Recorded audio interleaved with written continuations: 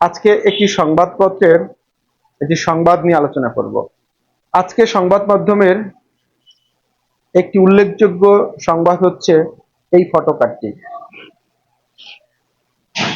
ছেলে যুগ্ম সচিব, এক ছেলে বুয়েটের শিক্ষক, তাদের বৃদ্ধ মা মরে পড়েছিলেন একটি নোংরা ঘরে 1 সপ্তাহ ধরে। ঘটনাটি সত্যি হৃদয় বিদারক। এটি কি একটি ঘটনা, নাকি এরকম ঘটনা আমাদের সমাজের অহরহ রয়েছে?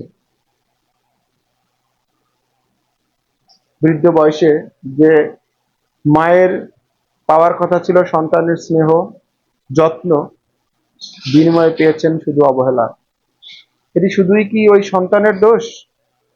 পদমর্যাদার শিক্ষা মানুষকে বড় করে, কিন্তু বাবা মায়ের প্রতি দায়িত্ববোধই একজনকে সত্যিকারের মানুষ বানায়।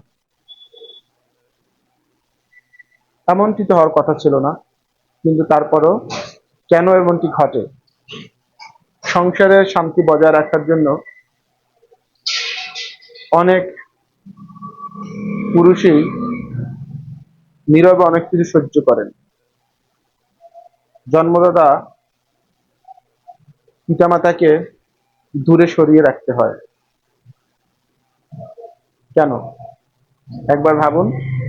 আসুন আমরা সবাই বৃদ্ধ বাবা মায়ের খোঁজ নেই, কারণ একদিন তারাই ছিলেন আমাদের পৃথিবী। বাবা মায়ের প্রতি যত্ন, ভালোবাসা হোক সবার অঙ্গীকার। ভালো থাকবেন সবাই, কথা হবে আবার।